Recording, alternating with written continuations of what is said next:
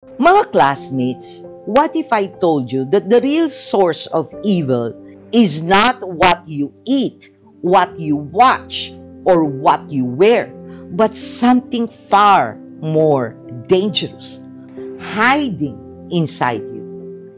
You see, many of us think that as long as we do good, help others, and pray every day, we're good to go with the Lord. But mga classmates, do you really believe that that's the only thing we need to do to go to heaven? Or anything we do to be with the Lord? Have you heard of this verse from Matthew 7? Enter through the narrow gate, for wide is the gate and broad is the road that leads to destruction, and many enter through it. But small is the gate and narrow the road that leads to life, and only a few find it. Matthew 7 verses 13 to 14.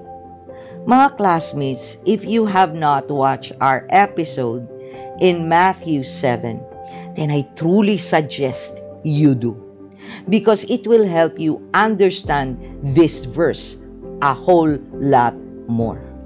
Let's be real, mga classmates. Nowadays, many people believe in this idea of inclusivity, trying to normalize things like sex change, same-sex relationships, premarital sex, that my body, my right view to end the life inside their womb, and many more practices that in truth are abominable to God. But here's the thing, these people won't accept this truth, because for them, these practices are okay, because they said so. So the God they created in their minds, yeah, He's okay with it too. In fact, many think this God will exalt them because they justify, since God is love, how can He not approve? Right? Right, mga classmates? Because if He is love, then surely He has to be okay with all of this. After all, DEI, diversity, equity, and inclusivity is supposed to be for the good of all humankind. Right? Even if many of its principles go completely against the very grain of who God really is, why He created us, and how He wants us to live. You see, mga classmates, they don't believe in the God of the Bible. They believe in the God they created. A tolerable God. A God who approves of everything they approve of. A God who is definitely not the one those Bible-thumping Christians follow. Lately, mga classmates, we often hear the phrase, go woke, go broke. Usually, we think that only applies to money, to business, to falling brands. But do you know what? It's not just financial. You go woke, you might also go spiritually broke. And the consequence, mga classmates, it's eternal damnation. Now, mga classmates, let me be very clear. I'm not here to judge. I'm not saying that everything in DEI is wrong. That's not what I'm saying. What I am saying is this. Our passage today on Mark 7 will clarify what kinds of practices and lifestyle truly defile us, not just physically, but spiritually. I don't have the right or power to judge. Far from it. That's all God. But in this episode, it will be very clear what God considers evil. Whether you believe it or not, whether you accept it or not, your call, you assess, You decide. So mga classmates, if you want to find out if you're really good with the Lord because you practice the bare minimum of Christianity, then watch this video and judge for yourself. Okay? Now, this is not just a teaching. This is a call out, mga classmates, because the greatest contamination, it doesn't come from the outside. It's what already is inside. But before we jump into today's gospel passage where Jesus drops a truth bomb that completely flips the religious norms of his day, and yes, mga classmates, even for us today, let's do the usual housekeeping muna. Don't forget to click that like button, subscribe Pulot Aral, smash that notification bell so you'll get updates every time we upload a new Bible reading and reflection. Mga classmates, let's face it, God content is not trending. So videos like this often get buried by the algorithm. But we're not here for trends. We're not here to shake hearts. We're here to bring His Word. So please, share Pulot Aral if these reflections help you. And if you haven't seen my Mark 2 series, go check that out after this one. I can't emphasize this enough, mga classmates, because if we truly love our neighbor, let's spread God's Word, because life is very short and salvation way too urgent to stay silent. Right, mga classmates? Drop your thoughts in the comment section later. I'll be asking our discussion question before the end of this video.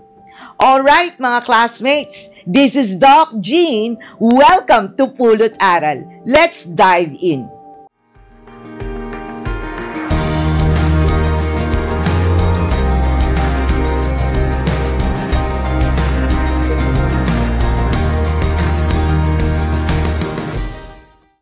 Before we start, mga classmates, with our eye-opening discussion about Mark 7, let's pray and have the Holy Spirit bless us with concentration, discernment, and desire to finish all the series of Mark 7 all the way.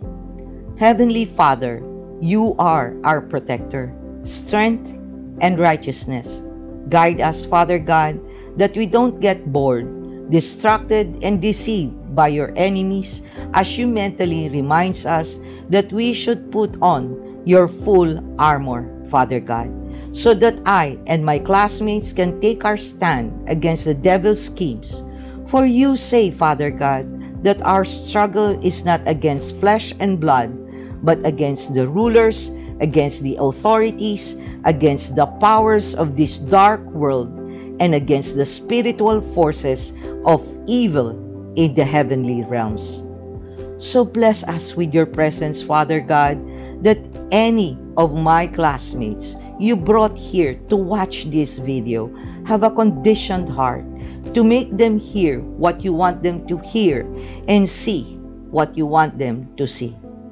May I, Father God, truly become your effective tool to encourage them to personally read your scripture and realize how wonderful it is to have a personal relationship with you, Father God.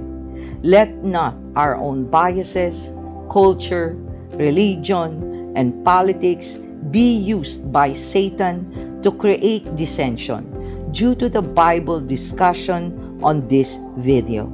Let us just speak your truth and not ours. Let them be moved, Father God, to help this channel grow so we can spread and build a Bible reading community who speaks your words. Increase our desire, discern well, obediently do, and delight more to live a life according to your will. This we ask through Christ our Lord. Amen. Before we start the general overview, context, and discussion, mga classmates, let's first read Mark 7. I will be reading from the ESV version. What defiles a person? And he called the people to him again and said to them, Hear me, all of you, and understand. There is nothing outside a person that by going into him can defile him. But the things that come out of a person are what defile him. And when he had entered the house and left the people, his disciples asked him about the parable. And he said to them, Then are you also without understanding? Do you not see that whatever goes into a person from outside cannot defile him, since it enters not his heart, but his stomach, and is expelled? Thus he declared all foods clean. And he said, What comes out of a person is what defiles him. For from within, out of the heart of man, come evil thoughts, sexual immorality, theft, murder, adultery, coveting, wickedness, deceit, sensuality, envy, slander, pride, foolishness. All these evil things come from within, and they defile a person. Mga classmates, let's now do the context and general overview of this passage. During this time, the Jewish religious leaders were big on external purity laws, ritual hand washing, dietary restrictions, and ceremonial cleanliness. These weren't just hygiene rules, they were symbols of holiness. In a highly structured religious society, purity meant being accepted by God and by others. So the Pharisees enforced these rules not just for themselves, but on the people, with the mindset that outward purity reflected inner righteousness. But Jesus, as usual, flips this idea upside down. In front of the crowd, he declares it is not what you eat that makes you unclean, but what comes out of your heart. This was a spiritual earthquake, mga classmates, a cultural and theological bombshell. Mga classmates, let's discuss for real. During my time of wilderness with the Lord, which is more than 2 decades of my life, I really thought I am a good person and a 50-50 abiding Roman Catholic. Why? Because I pray, I don't maliciously hurt people, I do charitable work, I consider myself likely to go to heaven because I do confess directly to Him with my sins. I go to church on important occasions, and once in a while on Sundays. I felt I really did believe in Him and even thought I did not really commit those mortal sins that my religious teachers taught me in our Catholic school. And if I did, God is loving and forgiving. So surely He will understand that, as He stated in Matthew 26, verse 41, the spirit indeed is willing, but the flesh is weak. Matthew 26, verse 41. So how can He be so cruel and not give me a break, right, mga classmates? But you see, mga classmates, during those days, I was a staunch believer of divorce law. I was okay with living together with your partner first, before marriage, so you get to know well your husband or wifey to be. I was okay with premarital sex because I thought you need to know if you're compatible in this area with your partner. And how will you know that if you've only been with one? I did not see anything wrong with the same-sex marriage or relationships, for I thought they have every right like all the rest of us heterosexuals, especially legal rights when it comes to children and inheritance. I was a staunch feminist who believed that women have every equal right with a man. And if a man can hack it with a woman, then too bad. Although, when it comes to premature termination of pregnancy, I drew the line of doing it because you just want it. I could accept this practice if it was caused by incest or SA or life-threatening situation for the mother or abnormal state of the baby. In other words, mga classmates, I used to be as progressive as a thinker and believer as all the rest of this progressive woke now. So what right do I have to judge them when I used to buy and believe hook, line, and sinker the same way they think right now? What this progressive believe now? I don't, mga classmates. However, when I surrendered myself to the Lord in 2023 and not this half-baked idea of being a Christian, I can no longer agree with these things. I will not condemn you if you believe in these things like I did before. But I will not say these are okay to the Lord just so you won't bash or judge me. In fact, push me away if you believe in these things, and I will still pray for you and love you as my neighbor. But I will never say anymore that these things are okay with God. In fact, I will boldly and courageously say that you have a distorted view of who God is. Yes, God is love. Yes, God loves us. And precisely because He loves us, He will never be okay when you defile yourself, even if you look good in your Hermes, living in your mansion, and driving a Porsche. Because for Him, you are precisely the devil who wears Prada, so to speak.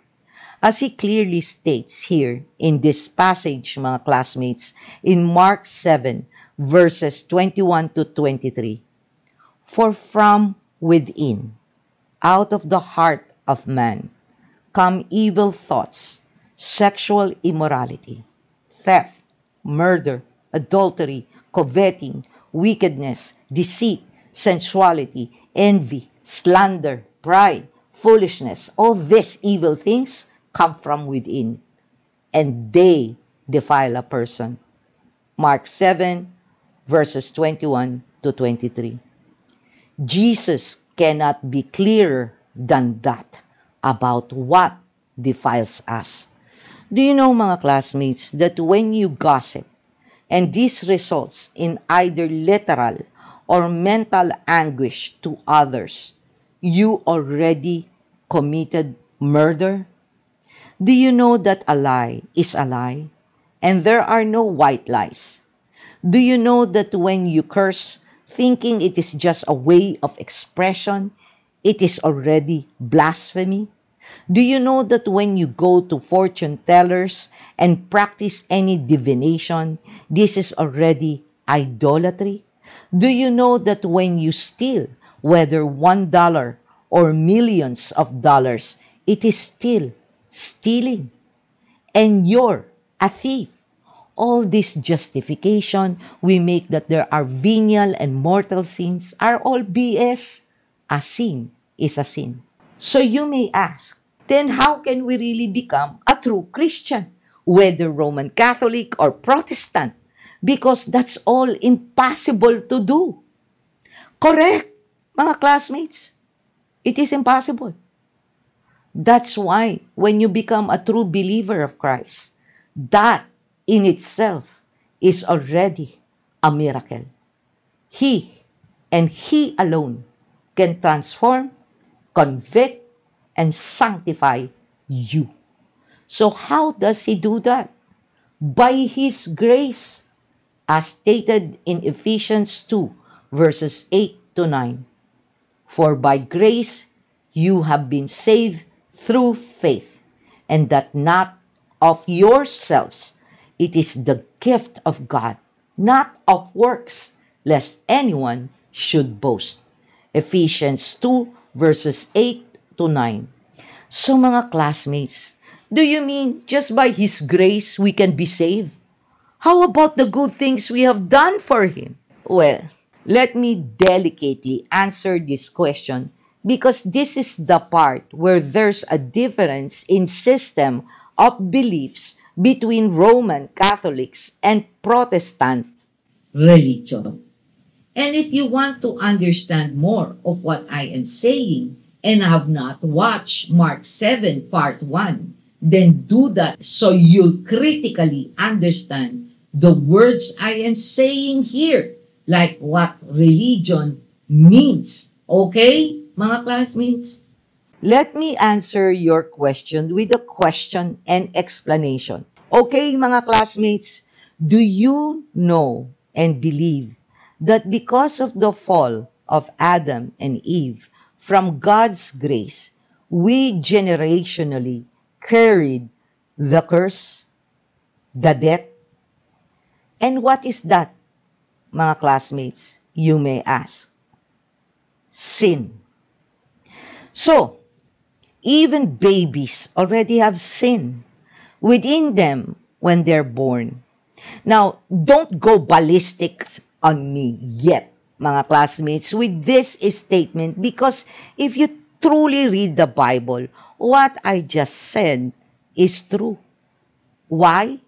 Because just like what we hereditarily inherit from our parents, like genetic predisposition to their diseases, we also inherit the predisposition to sin.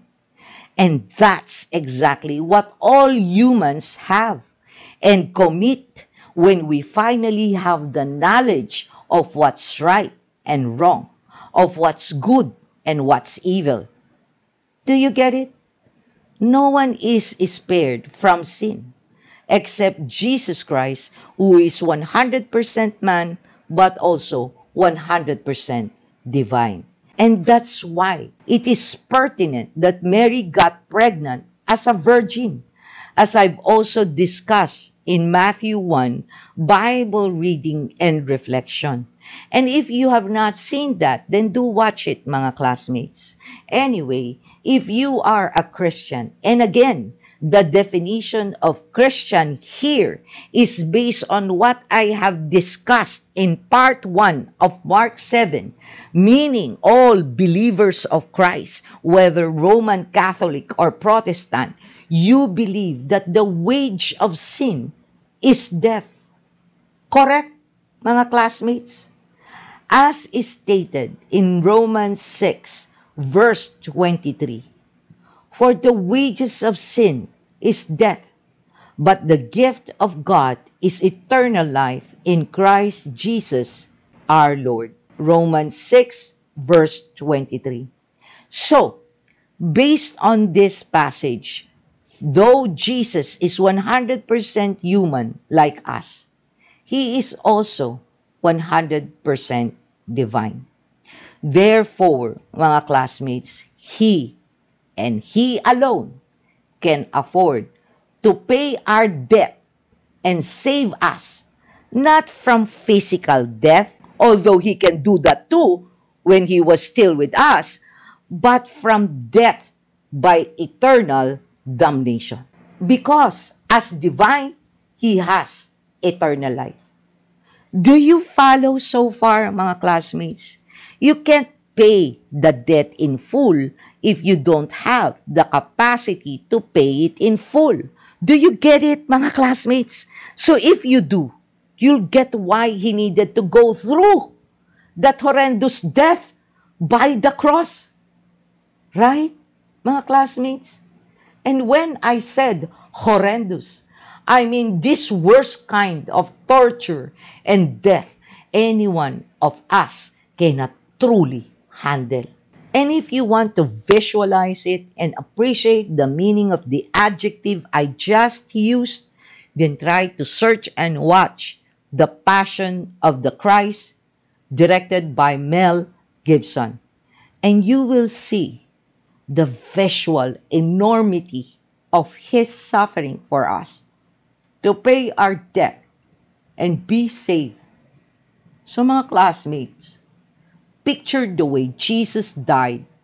And if you want to read it with me instead, then watch Matthew 27, Bible reading and reflection. Can you picture it now, mga classmates? Now, in this vision, can you honestly tell me that what Jesus did there, prior and on the cross, are still not enough for us to be saved? That God, our Father, still needs us, ordinary human beings, to do good works for Him? And plus, we have to do the sacraments in order the debt of eternal damnation will be fully paid and we can receive eternal life from God. And that God is not powerful enough, or not even that, the very right, if He wants to give us that grace of salvation after what Jesus did on the cross to pay for our sins. Think about it, mga classmates. Reflect on it. Because that's for you to decide, not for me to convince you. Okay? Now, to move forward, you may ask, but what about good works? Why do we need to do good works if we can't be saved by that? Great question, mga classmates. Let me answer you again, mga classmates, with a question and explanation to my question. When you do good work now, with your half-shallow Christian belief, do you do it to make you feel good about yourself? Do you do it to make you think, I'm doing this so I can be a good Christian? And when you do a good deed, do you feel proud of yourself? Do you feel happy? Do you want to post this immediately on FB, Instagram, and every social media account you have to show how good you were? Or have this delusion to inspire others to do good? I will pause a few seconds for you to reflect on these questions.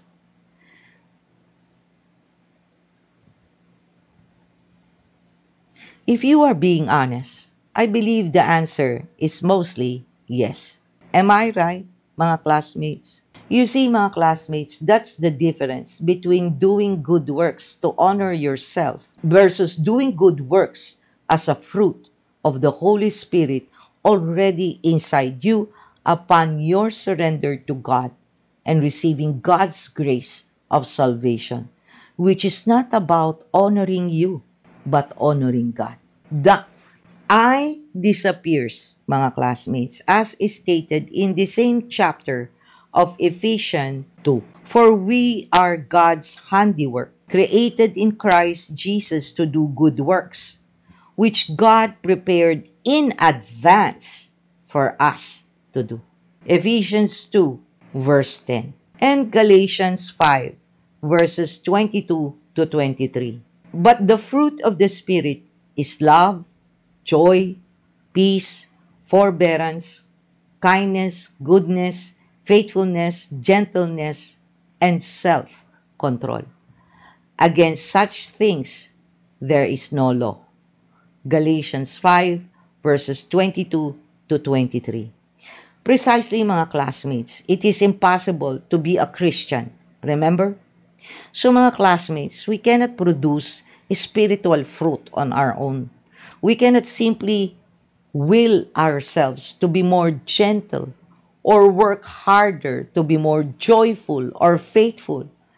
And through the Holy Spirit, which Jesus sent us before He resurrected, we, mere human beings, somehow take part now in providing the conditions for the growth of spiritual fruit. In order for the life of the vine to grow fruit in us, we have to firmly connect ourselves to the vine, which is God. Do you get it now, mga classmates? The true good works are not to honor ourselves, but to honor God. And we cannot do that if we are not part of God's vine. We are doing good works not to conform with the world, which, by the way, is an enemy of God, but to be transformed with Him. Therefore, if anyone is in Christ, the new creation has come. The old has gone, the new is here. 2 Corinthians 5 verse 17. Is that a lot to take and digest, mga classmates? Well, all I can say, mga classmates, is that you will fully understand what I said, and not just the words, but the depth and wisdom of it, if God gives you that grace to hear what He wants you to hear. If not, well, you will merely get the words, but never really get the truth of its message. In fact, some may even get mad or totally disagree.